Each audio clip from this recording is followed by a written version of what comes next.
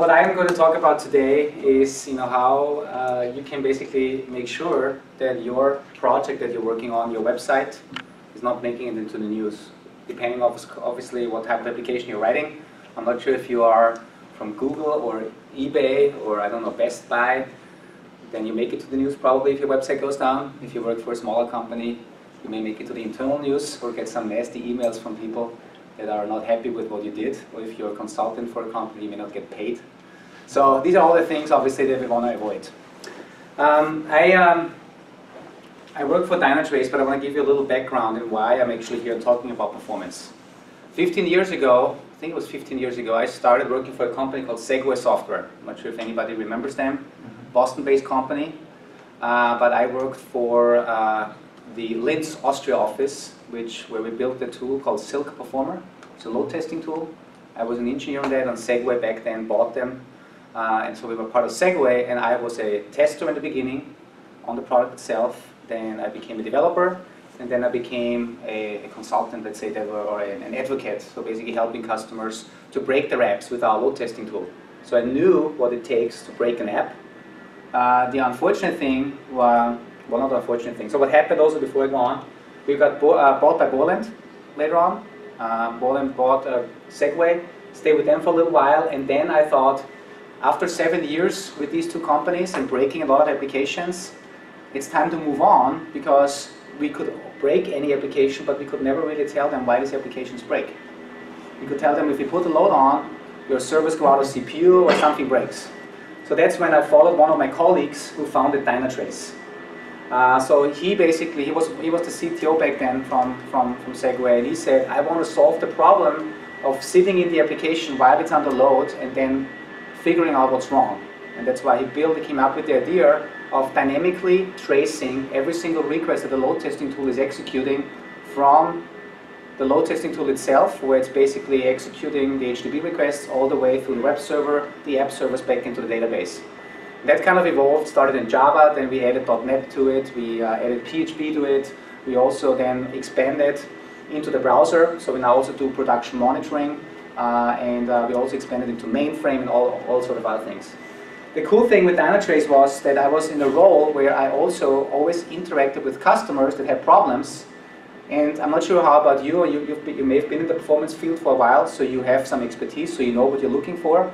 But a lot of people that write software, they don't know what to look for. They're not experts, because it's not their day-to-day business. So that's why in a frantic situation, when something goes wrong, they come to companies like us and say, please help us. So we help them, and the cool thing in my job is, not only do I help them and get the gratification that I helped somebody, but I also get to record the stuff that I saw there, and then take it back and write a blog about it, speak at conferences or speak at meetups, and basically show the things that I saw.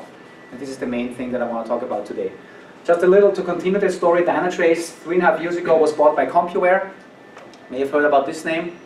But 2 months ago we announced that we are back to Dynatrace, because we got bought again, and this company that bought us said we want to go back to the core business, what Dynatrace always did, and this is application performance monitoring or management. This is what we do. That's a little history, and maybe because people are a little confused sometimes, Dynatrace, CompuWare, in case you heard it, that's how you know how this all works out. A lot of people actually in the web performance space, I'm not sure if you are amongst them, knew us over the last couple of years because of this little funny thing here. It was called the HX edition, the turtle, the rocket turtle. Has anybody heard about the Dynatrace HX edition? Yeah. Used it? Yeah. So for those that don't know it, it's a browser diagnostics tool for Internet Explorer and Firefox. We built this back then. It was 2009 when we built it, and we put it out there for as a free product because our customers demanded it, and we just, an engineer, he had nothing else to do in the weekends, and he said, well, we have this cool server-side technology, so I'm just doing something for the browser. And he built this great tool, which was endorsed by John Resick, the creator of jQuery, and Steve Souders, which hopefully everybody knows in here. So he wrote a lot of great books about it. So they endorsed us, and that's when the HX edition became really popular. Now there's a little announcement to make. Tomorrow we are releasing the next, but also final version of the Dynatrace HX edition, 4.5, which will support the latest versions of Firefox and Internet Explorer. So it's kind of a good thing because we release a new version. It's kind of a sad thing because it's the final version, but the exciting news is that we also have a new product out there as a free version, which is our flagship Dynatrace 6.1, which is our full end-to-end diagnostics and monitoring product. And for those people that know Dynatrace HX Edition, there is the same, actually a little bit more on the diagnostic side that this tool can do, but it's not only focusing on the browser, but it's doing end-to-end. So if some of you are, you said Java developers, PHP, you're doing mobile, so you now with this free offering you get full end-to-end, and this should make things much easier. All right, so, but back now to why we're here today. Why are we here today? Oops. Wrong slide, I guess. But maybe we are into beer. Yeah, we could drink some beer later on. But let's say, so why are we really here? The reason why we're really here is because nobody wants this, unless you're working for Google and you like it when Apple stores are down. But basically, what we don't want is if a major website goes down or if our website goes down. Nor do we want this in case we are a mobile developer. These are the screenshots of the FIFA World Cup app. FIFA World Cup, the soccer World Cup, we call it football in Europe. That happened 2 days before the World Cup launched. Their app that was out there on the App Store crashed constantly. It didn't work with funny messages, obviously, from Android. Unfortunately, FIFA has stopped, and FIFA is the name of the association, so hopefully not the association is dead, just the app died. So, but as a mobile developer, 1, 2, 3, right, you don't want this. Because what does this lead to, especially if you have apps that are very, globally known and used? First of all, it leads to something like this, right? It leads to war rooms. Has anybody been in a war room before? Right? We have a conference room called the War Room. Really? That's scary. So if you get an invitation when the meeting room says war room, you know it's going to be trouble. So this is a war room a picture that I found on the web from Facebook in 2012, and Facebook went down for a while, and probably too many people posted too many funny things on Facebook. But when Facebook is down, they lose a lot of money, obviously. So that made it to the news. It also potentially leads to something like this.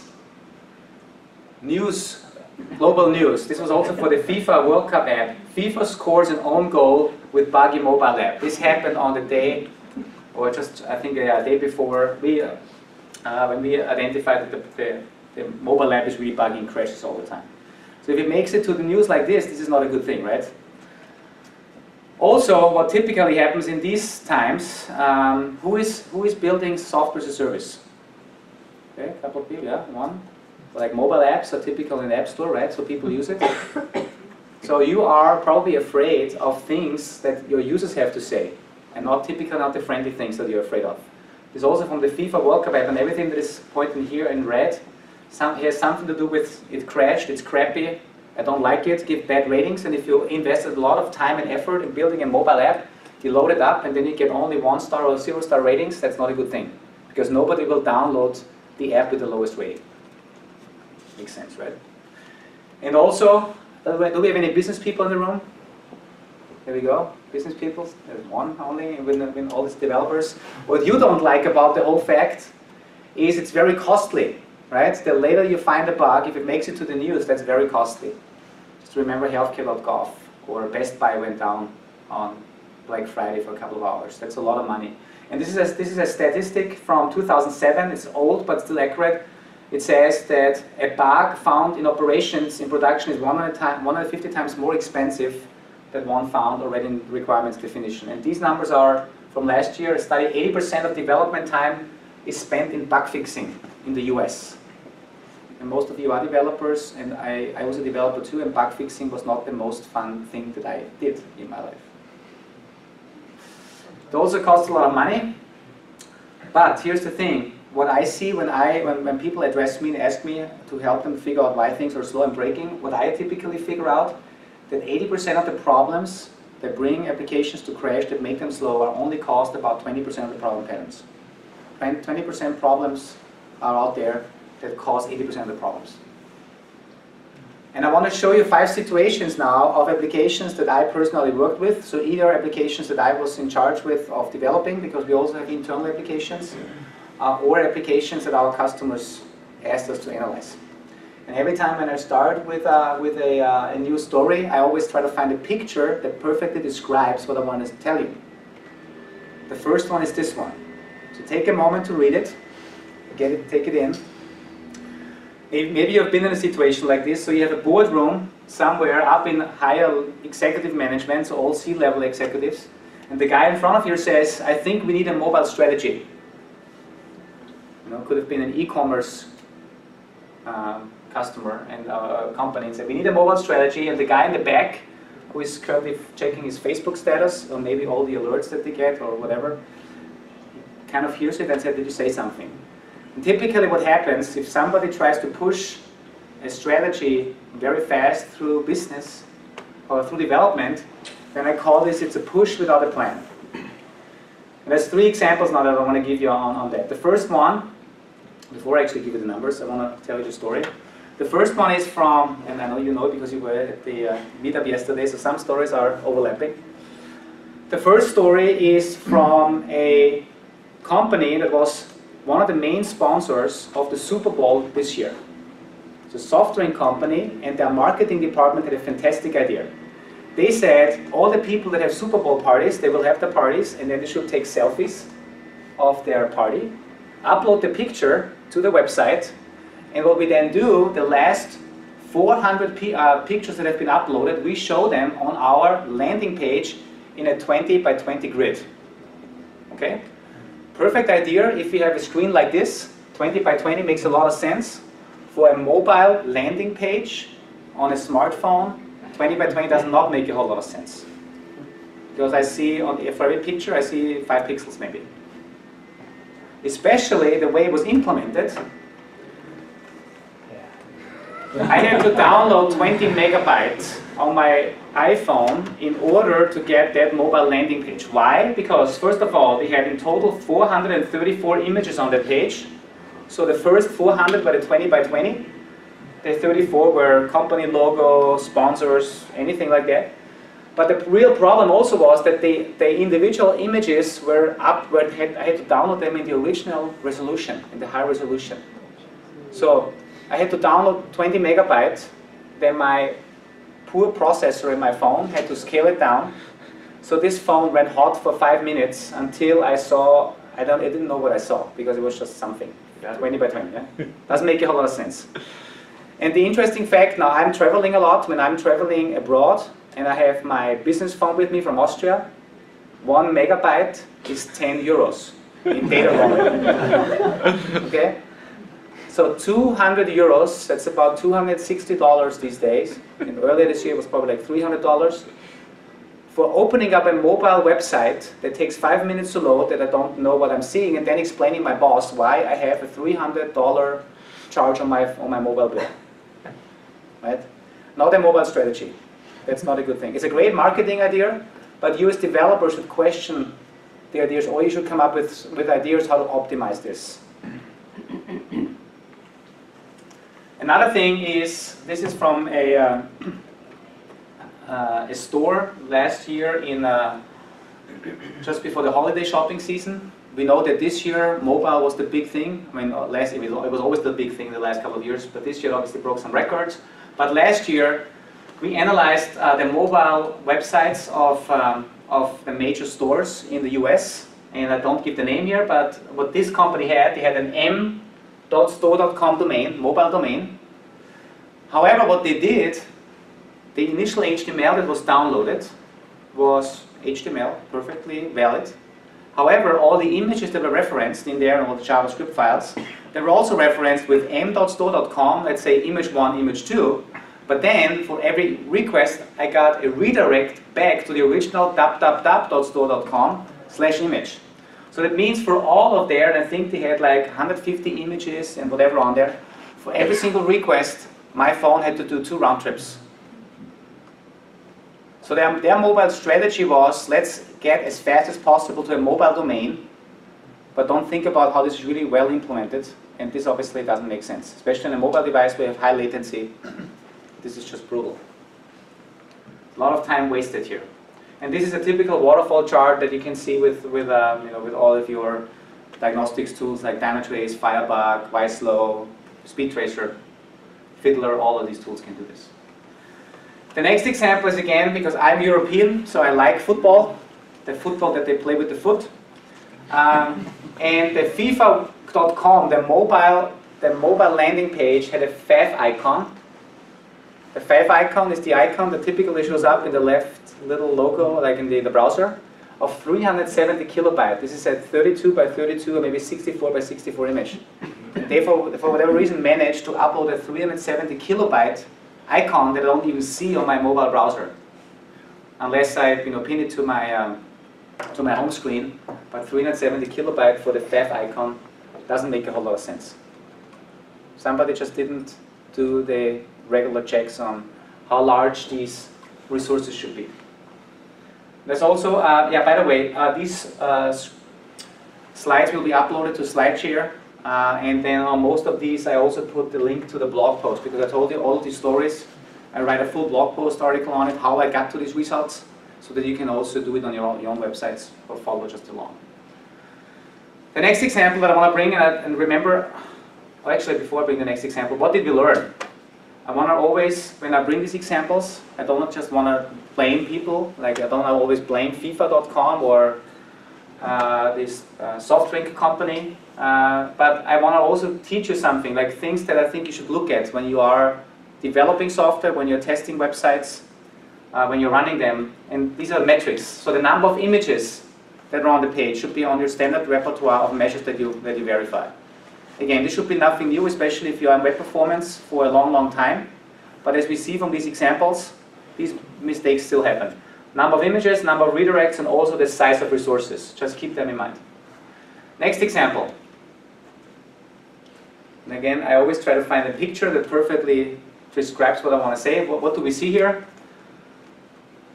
We see somebody that tries to reinvent the wheel, right? Kind of, in a very creative way. By reusing existing components to do something new. So what I call this blindly reusing existing components, because that's what I see a lot.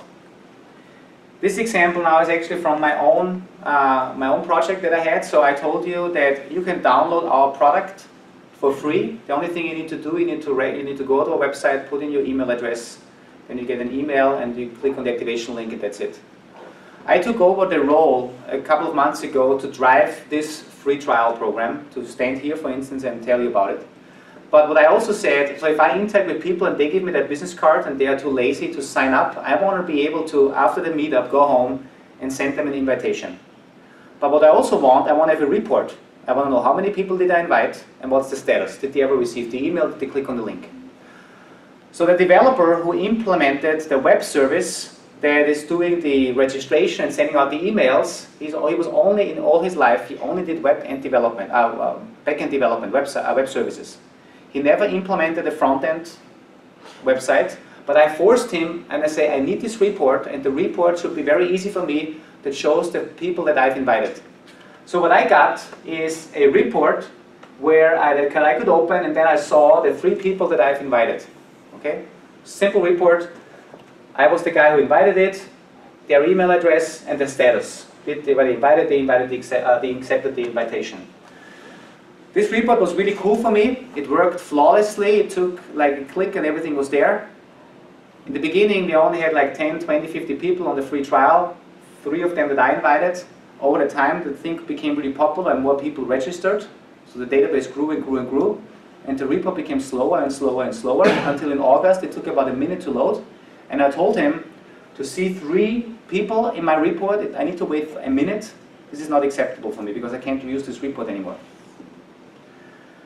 What we then did, we actually took a look at what's actually going on in the implementation that he did. And remember, this guy, and I don't blame him for it, he never implemented a front-end HTML website. What he did, when I asked him to create this report, he went online on Google and searched for a sample app that showed him how to create an HTML report based on a database table. He found a great sample using Hibernate, the OR mapper, which is a great thing. But the thing is, he used the sample app without any changes in configuration. And what happened with the database growing, what you see here now is the number of database statements that were executed for me, when I opened the report, that in the end displayed three lines. Hibernate executed 4,000 database statements. So basically, the way he used the sample app and the way Hibernate was pre-configured is that Hibernate loaded basically the whole database, there was actually 2 tables, all these tables into memory. And then he, as a Java developer, he knew how to iterate through objects and then figure out which ones were those that had my name on it. Then he only took these 3 and put them out to HTML. So that means with every single new free trial user, his report executed more SQL statements. And I'm not bashing Hibernate now, because Hibernate I think is a great framework, because we don't need to reinvent the wheel, but we need to use it wisely, optimized to our use case. Hibernate has different settings on how it fetches data, so this is something you want to watch out for. The number of database statements, and also all of these screenshots here, these are captured by the free tool that we have. So by the way, so you can see which database statements were executed per web request and all that stuff. So the metrics though that I want you to look at, if you're developing something, do a sanity check. Do a sanity check on how many SQL executions you have, and also how many of the same SQLs are executed. There's a problem pattern that is called the n+1 query problem. n+1 means I am basically I have one select statement, give me all of my users, and then for every user I have an additional SQL statement. n+1, the long term. So these things should be checked. Next example can be visualized with this picture. What do we see here?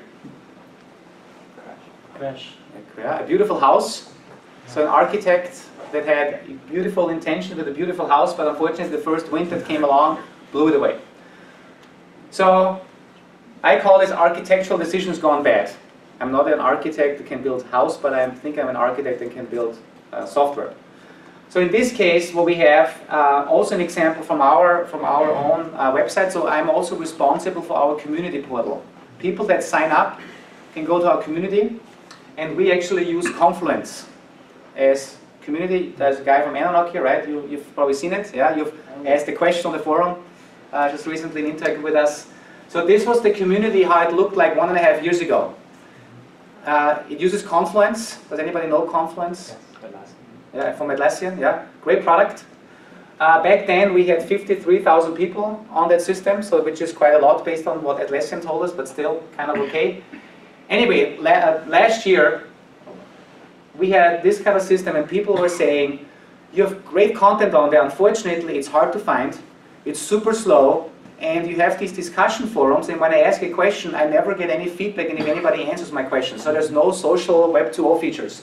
When I go to the website, I want to get a little pop-up saying I have 2 new messages, like what they have on Meetup.com when you go there, and things like that. So we said, well, fair enough. We knew we've never really updated Confluence. We were in a version that was already 2.5 years old. So we said, we do one thing. First of all, we look at the release notes from Confluence, figuring out what's in there. And it said, new social features, optimized for mobile. A lot of people also said they want to have mobile features, like looking at it on the mobile device, and performance improvements. That was also part of the release notes. And we thought, solves all of our problems. It's an off-the-shelf product. So what can go wrong if we just upgrade it to the new version, making maybe some style sheet changes, and that will be good, right? What can go wrong? We didn't have a staging system back then because we thought it's an off-the-shelf product. So what we did before we upgraded, we ran a load test. So we used a load testing tool. Back then we used our own load testing tool that we have. So what we simulated, this is what you see here, was a 2-hour load test. The blue line is the number of virtual users. So we went up from 0 to about 200 users. And for every user, we simulated the top 4 things that a typical user does in our community. We knew that because we have production monitoring. So we knew people go on the homepage, they log in, they click on documentation, and they click on the forums. These are the 4 things that they do. And these 4 steps on our old system meant that an average user executed 200 HTTP requests. So download the HTML, all the images, the JavaScript files, so to go through these 4 pages. That's totally fair, so it's on average 50 elements per page. You can come in, we don't bite. And we need somebody to pay the bill later on. So this is what we did before we upgraded. then we said, well, when we upgrade and we don't have a staging environment, even though we are really confident, we do it on a weekend, we run another load test on a Sunday, in case something could really go wrong, which will never happen, we still have time Sunday night to roll back. So we upgraded on Sunday morning, we ran a load test, and we had to abort the load test with only a fraction of users. I think with only 20% of the users, the whole environment, the whole infrastructure blew off. Web server died, application server crashed. And the one metric that told us what was wrong was this metric. Now we had 400 instead of 200 HTTP requests that were executed for the same 4 steps: loading the homepage, logging, documentation, and forums. So the website became twice as complex, meaning our web server infrastructure had to handle twice as many requests. The reason being is because, first of all, we didn't consult Atlassian. We just said, install it out of the box, what can go wrong? So we installed it in a way that all of the JavaScript files that they had put on their new version, all the jQuery plugins, they were all individually deployed, not merged together. First problem, first fault, web performance optimization. Then they also had a lot of new cool Web 2.0 features in there, like these notification boxes that they had popping up all over the place. They were all executing additional AJAX calls. And that in total, that in sum, meant that every single user was hitting our web server infrastructure with twice the amount of load, which we couldn't handle. So it was a long Sunday night. We rolled everything back, then we consulted the people from Atlassian and figured out a way to optimize the installation. And the metrics that we looked at, that I think you should look at, items per page, like how many items you really have on a page, or on a whole user journey. So you typically you know what your users are doing, an average user. And also the number of AJAX calls per page. We see, I'm sure you are also developing a lot of single-page HTML apps nowadays, and you do a lot of AJAX calls. So don't make mistakes where you're constantly pounding the server. Be smart about it. You know, you have to think about it. These people out there, they sit in a remote location maybe, and they're hitting your servers constantly with these AJAX requests. Next example. And again, I hope this is not for real. I hope this is a fake picture. This is now for my friends from mobile. So some mobile examples. The theme here is don't assume you know the environment. That's especially true for mobile, because there are so many mobile devices out there. As we know, it's not just 3 versions of iOS, but there's a lot of Android and a lot of different devices. So this example is from the #1 sports tracking app in Europe. It's called Runtastic. I'm not sure if anybody knows them here. Yeah, I think in the States they are starting to get there. But what you can do with the sports tracking app, as with any other, you can run around, you can take your bike out, and you can basically track your workout. And then at the end, it shows you what you did. And then at the end, you can say, brag to my friends on Facebook. Right? That's what you can do. You can share it on Facebook. So sometimes, though, and it seems people that use these sports tracking apps are very loyal to their app. Why? Because they have a lot of history stored in there, and it makes a lot of sense. So that means sometimes if things go wrong, they actually pick up the phone and call support and complain about things. So in this case, this is a map, and from top to bottom, it's 10 kilometers, 6 miles. And I know it's a little hard to see, but these little marks here are 20-kilometer marks. So 12 kilometers. So that means after this guy had a workout of 1 hour, the product told him he just biked 480 kilometers in 1 hour. So 300 miles per hour on a road bike. That's quite impressive. But obviously he called in and he said, guys, if I upload this to Facebook, I make a fool out of myself. So what the engineers of Runtastic said, well, we have a lot of tests. We have a lot of tests in our system. We are testing on all of the iOS devices and on the major things that are available on Android. We never found this problem. So because we cannot test on every environment, why not bring the test to our end users on their devices? So what they did, they said the problem is probably caused by something that is going wrong in the GPS calculation between 2 points. So they measure GPS location and then calculate the distance. So what they said, we are deploying a unit test with the mobile native app that every time the mobile app starts, makes a sanity check if this mobile device always returns exactly that distance that is the distance between these two coordinates. And in case it's not happening, they're reporting back the problem, including what's the OS, what's the OS version, what's the device, what's the manufacturer, the carrier. That's what they did. So that they implemented mobile monitoring, also using Dynatrace. So basically they monitored every single user, and this is a sequence of a user that started the app, opened the main screen, and then they executed almost in the beginning the unit test, and in case the unit test failed, they called the unit test locations 2 incorrect, then they reported the error back to their monitoring system. And what they figured out, by looking at all these errors that came in, they figured out the error only happens on a certain Android version on a particular set of devices that actually deployed Android with a certain patch level that had a well-known GPS bug.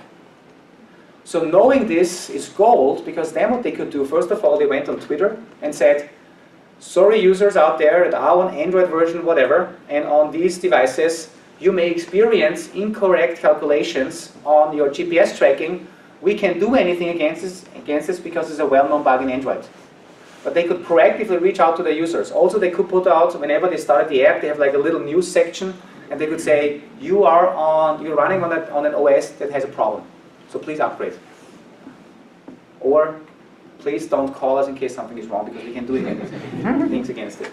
But that's in a very creative way of making mobile, of using your end users as mobile testers. Okay, great example. Unit test to mobile.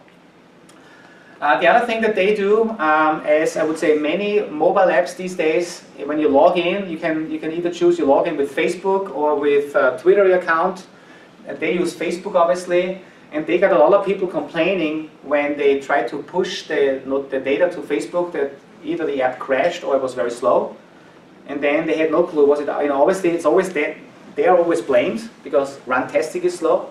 So what they also did, they said, well, we want to monitor if it's us or if it is Facebook, where we make a third-party call to Facebook. So that's basically what you see here. They're always monitoring the number of calls and the response time of Facebook of their when they make a call to log in or push data out to Facebook. And so every time when they see a spike in Facebook, they can also go to Twitter or to their news channels and say, user community, we know you're experiencing problems right now, but it's not our fault. Unfortunately, Facebook has an issue. Hopefully they will resolve it. So be patient. This is a great way of putting something like this into your mobile apps. Not only mobile, also your web apps. I'm sure you have a lot of third-party calls to do, so you want to monitor that as well. So the things that you want to monitor, and I think this is just a brilliant idea, the functional errors, so the unit test that they put in there, and also the number of third-party calls and the impact third-party calls have. So think about this. Think about these metrics. All right. I think this is the last example that I have, and I'm sure there's a lot of people in the room that love Game of Thrones. Watch it. Who does not know Game of Thrones? Who has never seen this character before? Okay, if you watch the first episode, you know you want to hit this guy. Because he's an evil guy, and you don't like him, and I don't like him. Fortunately, what I heard, I'm not on season 4 yet, so don't spoil it. Because I'm one of the few people that probably wait until it's released to iTunes, which is next year. Because I'm in Europe and I don't have HBO accessible, so unfortunately I have to wait. Anyway, I know something happens to him. But what happened, generally, he was this evil guy, he was deployed on the throne, so he became the master of disaster. So what I call this whole thing is deployment gone bad. If you put something bad on the throne, bad in production, bad things happen. This is now an example from an e-commerce company, and what they did, they had their regular e-commerce store, but then there was also some special features in that e-commerce store where you could track your orders, but also some business-to-business people could create a report.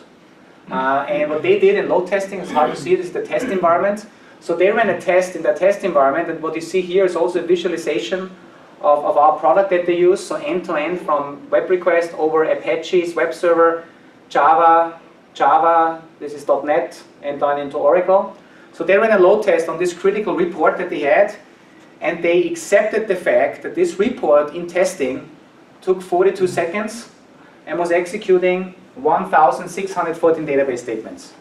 If I would have seen this, this would have already been alarming to me, but because they had time pressure, they said 42 seconds for our business-to-business consumers that have to create these reports, it's kind of okay. You know, you have to get it out. It's more important to get the cool features out to the end users. But the business-to-business people are not that important. So they thought everything good, we deployed into production, deployed it, same load, same transaction, 8 times slower. So instead of the 42 seconds, it was 6 minutes. And what was very interesting, 3 times more SQL statements. So this was already a high number, but now they're up to 5,276. And that's obviously similar to the scenario I showed you in the beginning with Hibernate. This is very alarming. Now the question was, even though this is already not very good, what's the difference between test and production? And it turned out, and this is where I know some of you are doing testing and production as well, this is the problem that happens if you're not testing on the same environment than in production. In production, they've upgraded to a different Hibernate version that unfortunately had a well-known performance bug in there. And therefore, what actually happened, and this was easily to be seen by looking at these metrics, so on the test environment, what you see here is one of the views that we have where we say in which layer of the application is most of the time spent. Typically in a web application you see most of the time spent on the web server doing I/O. That's normal because your website mainly is static requests. I/O. That's it. Test environment, kind of normal. In production, the whole thing switched to Hibernate, class loading, and also something else that's called custom monkey and XML parsing. That's an XML parser. But what was really interesting is, so first of all, they knew something has changed in Hibernate. And the way they could figure out what the problem really was, what you see here is this view on top shows you the top methods, or all the methods in your server-side code that consume most of the time. So the number one method here is get interfaces from Java LAN class. So if those people that are familiar with Java, it's Java reflection. Spent about 90% of the time. And where it got called from, it was called from a method from Hibernate. Hibernate field interception helper. And so what the engineers did, they looked at this data, they went on Google, searched for field interception helper performance Hibernate. First hit on Google showed a Jira ticket on the Hibernate project saying, well-known performance bug in this version, fixed in this version. Unfortunately, deployed in production was the buggy version, and in testing they had a different one, that's why this was not found. And also, from the reason why the database, there were so many more database statements, this was actually caused not by a Hibernate bug, but because they had a different data set. So they had many more records in the database. So, metrics that I think you should look at is things like time spent in APIs. So we have the concept of APIs, like it's Hibernate, it is Spring, it is web services, and so on. And also how many calls you make into these APIs, because they always give you a good indication, hey, I'm calling into Hibernate once, or I'm calling into Hibernate 25,000 times, so I'm calling one database statement or 50,000 database statements. These are metrics that you can look at. When you're a developer, you can do this on your local machine. When you're having a CI environment where you do automated tests, you can not only look at the functional result of your unit test, but also figure out how many database statements are executed now by this unit test, and if you do this continuously over time and look at these metrics, then you know exactly from which build to which build you introduce a regression. So these are the things that you want to watch out for. Okay, now the final example. I thought that one more, exactly. So the last example is again from the Super Bowl. Remember the first one that I had was also from the Super Bowl. It was the uploading my selfie picture, yeah. This is now a different example. This is about Kia. And I guess we all know who Kia is, right? Kia, producing, I'm sure, great cars. What they did, they produced a 90 seconds spot that was aired during the Super Bowl. 90 seconds on the air is $12 million. So that's not cheap, I guess, right? And I'm not sure if you remember, does anybody remember the clip? No? It was a Hollywood production. It was basically Godzilla chasing the cars, and there was Lawrence Fishburne, I think is his name, some Hollywood actors in there. So I'm sure the production was also a couple millions. Let me ask you a question. What's the main, and there's one business person in the back, why would you spend $12 million? What's the goal for you? You want people to buy the car. Exactly. You want people to go to Kia.com, right, when they're still drinking the beer and watching the Super Bowl. That's what you want. And you want to show them how great the products are that you sell, right? What happened in Kia's case, they knew they're spending a lot of money and getting a lot of people on the website. They had one problem. They didn't really have an agile deployment, as I call it.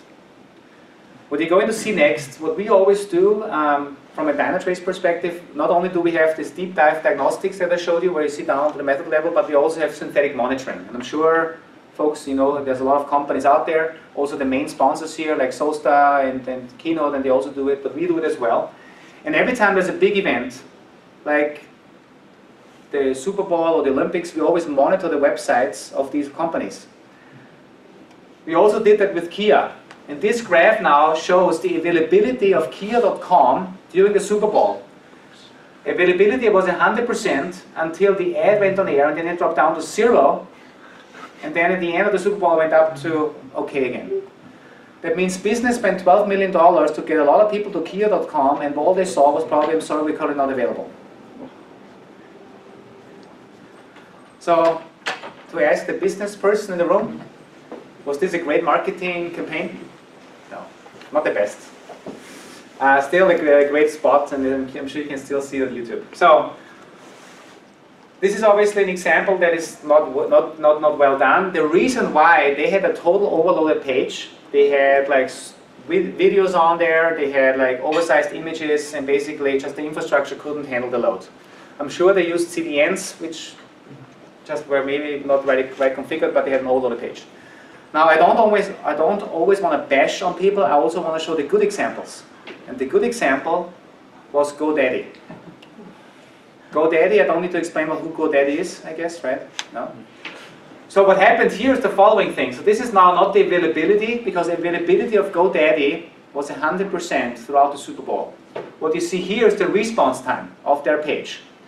So the response time here before the Super Bowl was about 1.5 seconds to 1.6. 1 hour before the Super Bowl, we saw that the response time of their website improved by 4x.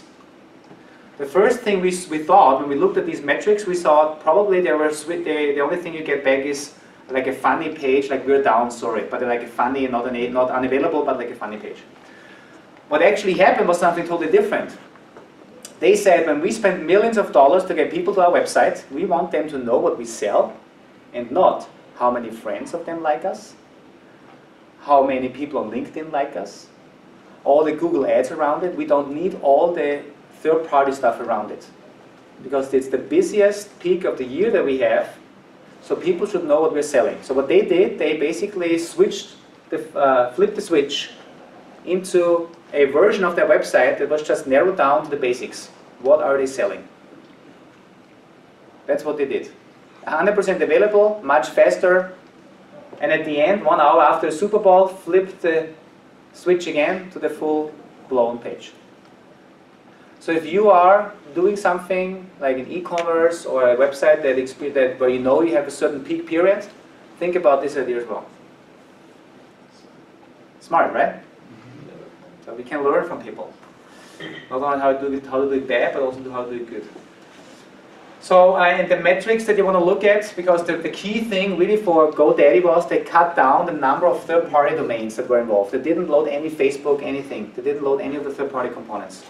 Especially if you think about it, during a peak period like the Super Bowl, where all the websites are including the same third-party components. There's a lot of pressure on Facebook, on Google APIs, and all that. So it all impacts, it impacts all of you. By the way, there's a great service out there that's called OutageAnalyzer.com. Outage Analyzer shows you which websites and third-party services are currently offline or impacting people. So Outage Analyzer. So number of domains is a good thing to monitor and look for when you develop websites, and also obviously the total size, because the reason why Kia did so badly, because their page was overblown with too much content.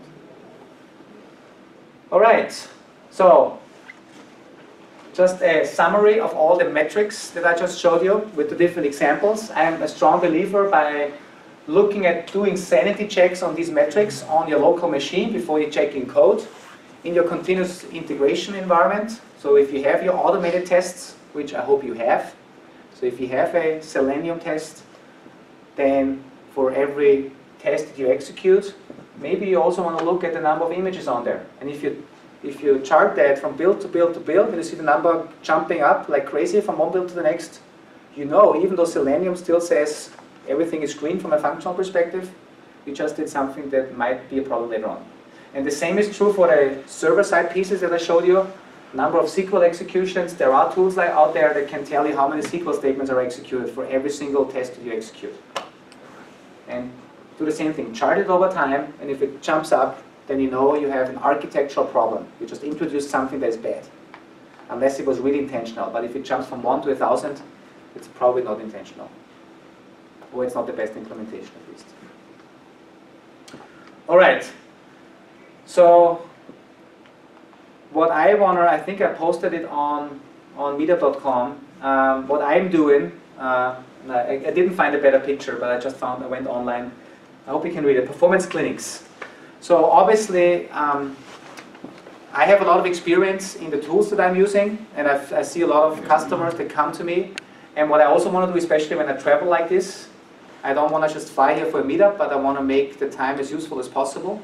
So what I'm doing next week in our Waltham office, which I know is a little out of the way from here, depending on where you are, but I'm doing a performance clinic. And the idea with that is I'm doing 1 hour where I show you more of these examples and also how I analyze a website, an application server on applications that I have. And then there's a hands-on section for 2 hours where you can bring your own application. So if you bring your own laptop with you, with your Java.NET, PHP, Node.js application, then we can basically sit down and you can basically just follow the best practices that I have. It's for free. The only thing that I ask you, if you want to come, I have an Eventbrite set up, and I think it's linked on the Meetup page. Just please sign up, because if there's 100 people coming, we can't do this, but I think we can do 15 to a maximum of 20. There's a link with all my online clinics, because I also do them online, but I did the one here is offline or on site, but you will also find the link. The reason why I say online, what I also offer for people that download our free product and install it, I know there's a lot of data that we collect, and I don't expect you to be an expert. But I have a service where you can send me the data that our tool is collecting for your application, and it's called Share Your Pure Path, because Pure Path is our technology, the pure execution path from a single web request or from a single user throughout the system or from your production environment. And I want to give you 2 examples of people that have sent me their data. So this guy is actually from knockoutcasino.com. So it's an online casino, and he said, we have a new release coming up, and I'm not sure if this is good or not, so please have a look at it. And obviously I told him, hey, you guys, we have, on the landing page there's almost 10 megabytes, 282 objects on that page. Most of the images are delivered from your main domain. That means if you have 280 objects from one domain, your browser only has 4, 6, or 8 connections, so that's all going to take a long, long time. So I gave him some feedback. That's the same thing I do next week on site, but if you don't have time, but you want to check out the tool, you can just do this and send this data to me. And the second example was this guy here. This was a Java report, a report that took 526 seconds to render, and obviously management complained because it was a report, a financial report, but rendering for 10 minutes is probably a little long. And it turned out that they had one SQL statement that took 210 seconds to execute. This is the SQL statement, and then they, also what was very interesting, they had Log4j used as a logging framework, and they used a version that had a synchronization issue. So actually the rest of the time, from if you take this off, 300 seconds or so, was spent in Log4j in synchronization and in some of the rendering that they did. But obviously there's a lot of data in here, but if you're not experienced with the tool, send the data to me, and then I'll give you some feedback. And the cool thing is, I will not give your name away, but I can be here next year again and have some new stories to tell. That's also obviously a benefit for me. Yeah. Well, I had a question. Yeah. You had a lot of highlights of the disaster scenarios. Yeah. But I'm wondering if you ever looked at a different aspect of not looking at the disasters or being proactive with these techniques, but do companies look at it as a competitive advantage? You present it to a company as being something that makes you more competitive compared to, you know, another company that you... Yeah, so what we also provide is basically a service, compare my site to my competitor. Is that what you mean? Yeah. And there's also a lot of services out there, right? Analyze my website, compare it with, I don't know, let's say I'm Target, and compare it to Best Buy. So that's also what we offer as a service. And then we basically, but what we do, we go down into the technical details. Who is faster, but also why are they faster? Why are you slower? Do you see a lot of companies responding to that? Do you have a lot of interest? So what we also do, we got some very interesting responses. Let's say that way. We did a lot on the major, like, big events that happened during the year. Like the FIFA World Cup was one, the Olympics was one, and we had people from these engineering teams that were responsible for these apps. For instance, from FIFA, they contacted us and said, well, first of all, thanks for the negative publicity. Second of all, thanks for the input. Let's see what we can do. Yeah, but I mean, so I have to tell you, I mean, to be honest, the thing is that the negative media unfortunately works pretty well, yeah. Right? Even though I also brought a positive example with GoDaddy, which I believe it's just much nicer. Unfortunately, we always hear about the bad things and not about the good things. And the bad things are just often so clear why they go bad. And people, yeah, we should probably... So, here's a challenge for you. You install our product, and you show me how great your application is architected and works, and I'll blog about it. Okay. And then we have some positive editing. I understand all of the measures you've said to count, yeah. Except the one about how many times the same SQL statement is executed. Do you mean the same, literally every character of the SQL statement? Exactly. So this is a typical n+1 query problem. So here's the thing.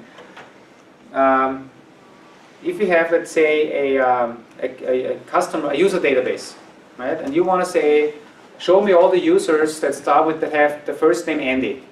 So you make a select statement, select all user IDs where username starts with Andy. You get a list back of, let's say, 100 IDs. And then, depending on which OR mapper you're using, like in Hibernate, you can configure it. But in Hibernate goes in and say, select star from user database where user ID is 1, where user ID is 2. That's what happens. That's the n+1 query problem, and that's where I said the same SQL statement all over. Maybe with different bind values, yes, but basically... And Hibernate, I take Hibernate as an example because it shows up so often, because it's just typically not optimized for the use case. Ruby does that, Ruby on Rails. Active Record does that. Yeah? Yeah. So Eloquent ORM does that as well. I mean, most of those ORMs do that. Yeah. But there's different ways. You can configure, eager fetching, lazy fetching. There's different options. You can say, pull everything, put all the Andreases in with one SQL statement, or pull them in whenever I try to access that object. And that's basically what happens most of the time. So on demand. So Easy Travel is a sample app that we built. It's a travel portal, and it contains of 2 JVMs, 2 CLRs, a C++ module that is taking doing credit card authorization, 2 databases in the back. And obviously it's a nice web front end. We also have a mobile app for it. I run it on my local machine. I also simulate some load. So in the background there's some load generation going on. But basically what I want to do is I want to run through one use case here that shows you basically what type of data we are capturing. And to make it more interesting, I'm simulating a problem. So the cool thing about our sample apps, I can actually turn on problems on the fly. And there's one problem with the user Monica. So what I'm doing now, I'm on this page, and I want to travel to certain places, and where I want to go, because next Sunday I need to go home. And home for me is Linz, Austria. Linz, search. And if you ever wondered how Linz looks like, we have sandy beaches all over the place. we were hiding the Alps and the snow. So anyway, I'm going to brilliant Linz, wherever that is, for $199 from Boston. It's awesome. I click on book now, then I log in, and I log in with my user account Monica, and if I click on login, and the login takes a while and takes a while and takes a while and takes a while, and if I would be a tester, I would probably say, I'm opening up Jira on the side and starting to enter tickets and taking screenshots. If I am Monica in real life, I probably go to some other platform, and I'm a customer that never makes revenue with us. But I'm a tester now, so I walk through the whole scenario, click on next. Cool feature here is credit card information pre-filled for me. Click on next and finish. Okay. So now I'm a tester, and what I don't want to do, I don't want to create a Jira ticket with all the screenshots and a textual description, because who wants to play? What's your name? Mike. Because if you're the developer and you get a ticket from me, first of all, you are not happy because you want to code something new, not find bugs. Then you try to reproduce this whole thing on your local machine, and obviously it works on your machine. Right? You can never reproduce it because everything is perfect on your machine. That's right. So that's the issue that we basically face. So now fortunately I had Dynatrace installed. So what I can do, first of all, I told you I have a lot of traffic on my system. I'm simulating a little load. So I'm seeing all of my traffic going end to end here, from my end users over the mobile apps, the desktop apps, to the web servers, Java, C++, all the way. So this is how we visualize the transactions we're tracing. We call it pure path, and this is the transaction flow. But in my use case, I want to look at the one particular user. So I can actually click on the search button here, and I can search for Monica. Because what we also capture, you can configure Dynatrace to capture things like username, passwords, on the HTTP parameters. You can do all of these things. And the reason why I see several of them now is because I have some synthetic loads on the system. And the cool thing now is that I can click on Monica, and actually the one that I thought, mine is actually not here. That's a perfect demo environment, demo scenario. I want to try this again. Why is my user not here? That's again Monica. It's not here. The reason why I know it's not here because it should come from 127.01. Anyway, I assume it should work, but what I want to show you is what we capture as all the individual steps that a user does. So we have loading of the initial page. This user also clicked on login, clicked on search, clicked on book now, and all the steps here are perfectly recorded. But not only the individual steps and how long it took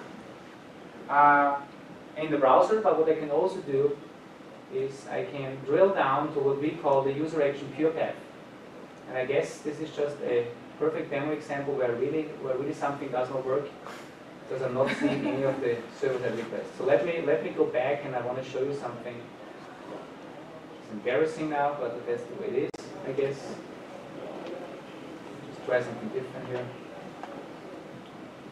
I want to show you the cool stuff, and not stuff that doesn't work on my local machine.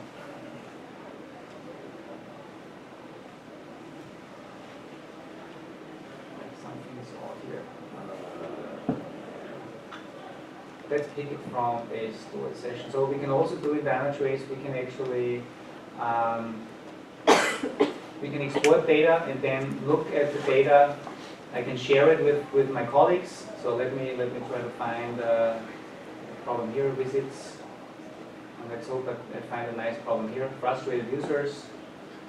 So there was a user, Randy, from our production environment, came in from China, and I can see all the different actions that Randy was executing, also the login, the search, the book now, and I can see how long it took on her machine, the response time, also how much time was spent on the server. Another cool thing is I can right click and I can drill down, and what we have is what we call the pure path. As I said, pure is the pure execution path from end to end. So if I click on this now, I can now see how this click on book now for this user from China actually really turned out. So when she clicked on book now, took 29 seconds to execute. I can see all of the individual web requests that were executed, also a nice timeline on when that happened. But the real cool thing is I can actually drill down into what's happening on the server. So I can drill down all the way from the browser to the web server into the app server. I see exceptions here. I can right click on the exception, hopefully get some details, full stack traces of the exception where it happened. I see web service calls going into Hibernate, and then probably also going into some database statements. Here are the database statements being executed. And this is what you can use. This is what you can use to capture all these metrics that I told you. Right? You can not only look at individual, what we call Q paths here, but you can also say, show me the number of database statements, for instance. Yeah?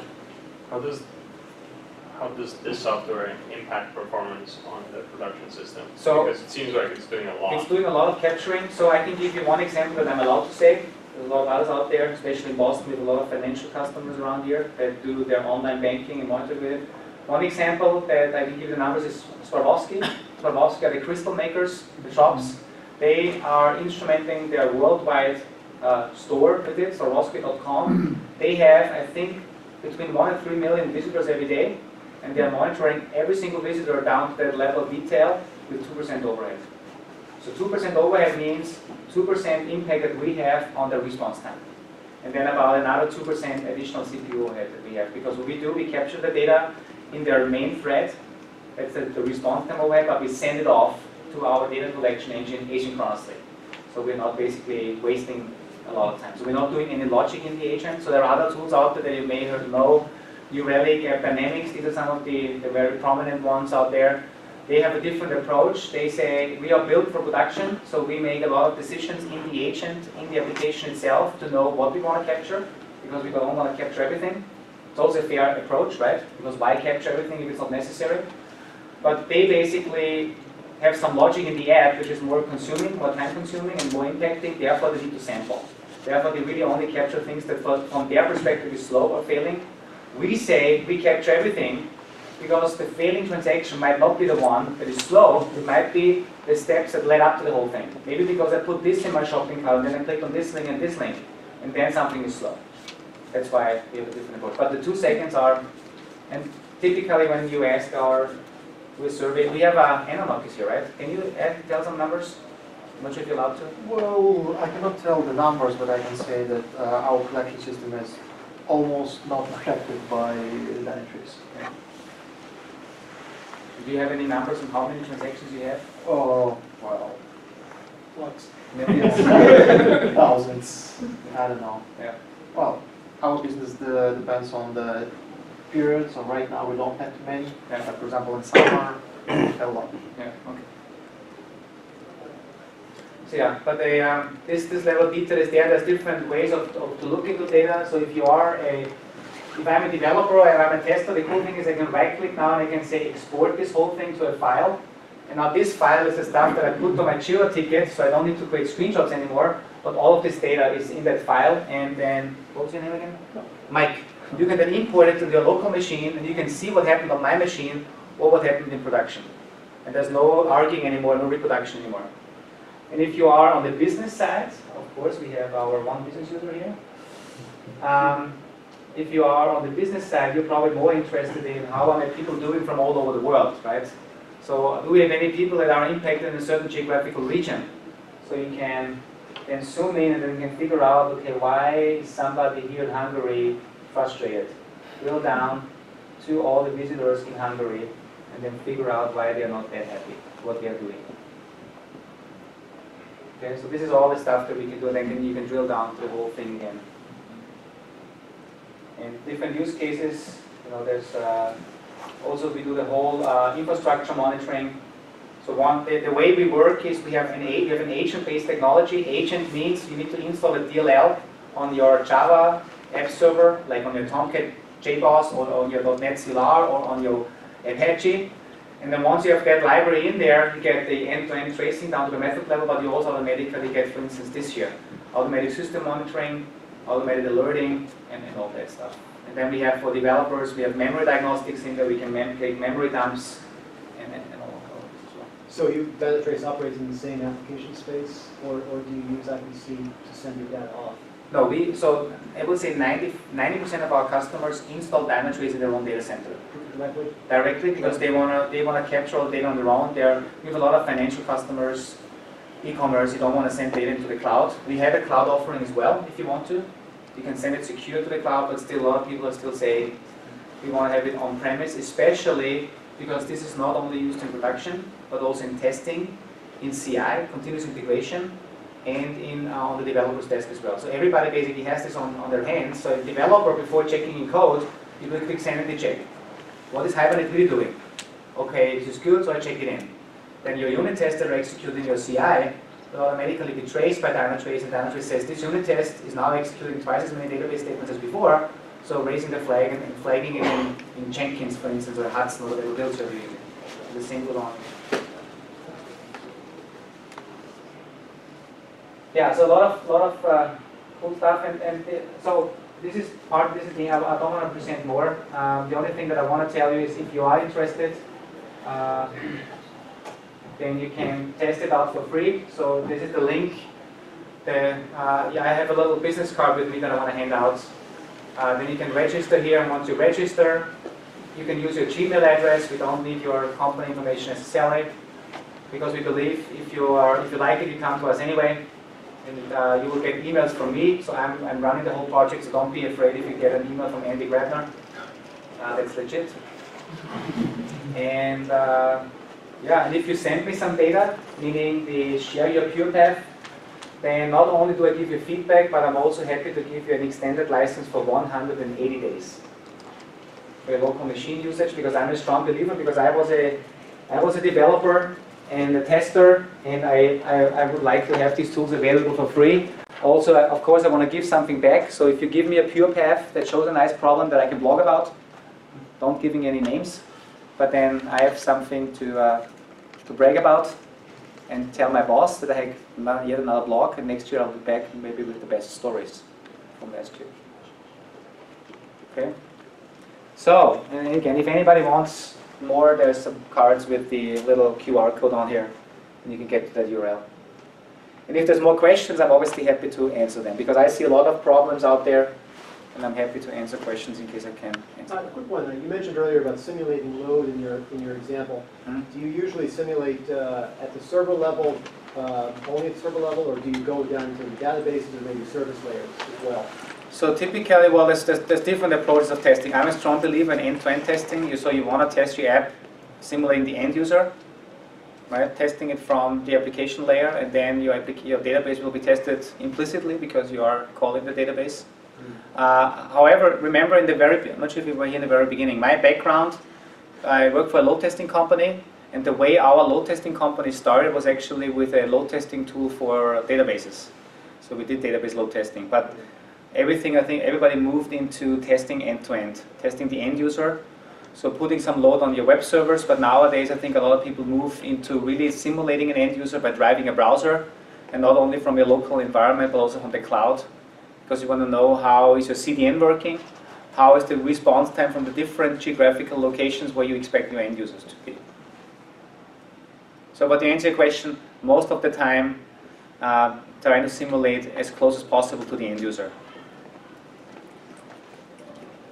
And there's so many free tools out there nowadays for load generation that you can put some basic load on, for instance with JMeter or with other tools, and then use maybe some testing services that simulate only a small number of users simulating a real device.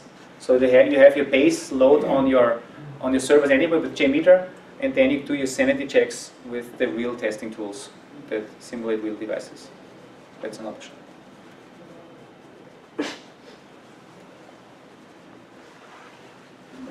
Any other questions?